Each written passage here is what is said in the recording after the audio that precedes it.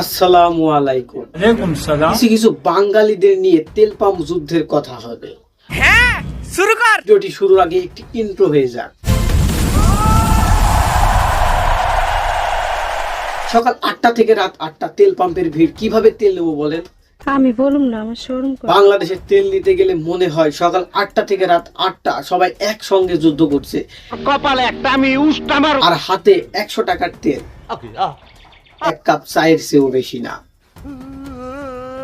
সবাই আগ্রহী, ফ্রেশ মনের লাইনে দাঁড়িয়ে আছে। समझ रहे हो समझ रहे हो आप? যুদ্ধের প্রস্তুতি।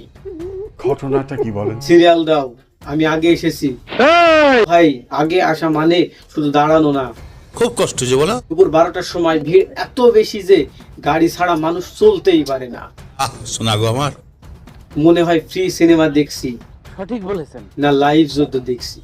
মজার ঘটনা। হ্যাঁ, এটা মজার ঘটনা। দোকানদার হাসছে, 100 টাকার বেশি তেল নেই। বলেন কি? হাতে এক কাপ চায়ের চেয়ে বেশি কিছু নেই। আরে বলে কষ্টের সময় সান্ত্বনা দিও না।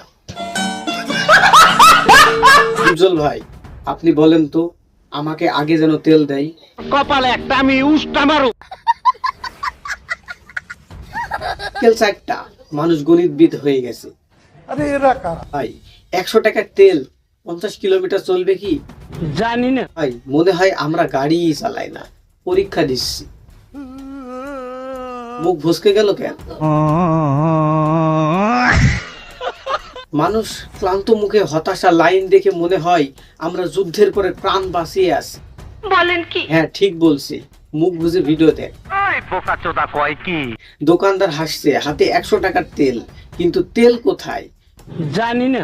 বালের তেল দেবই না, চলে গেলাম।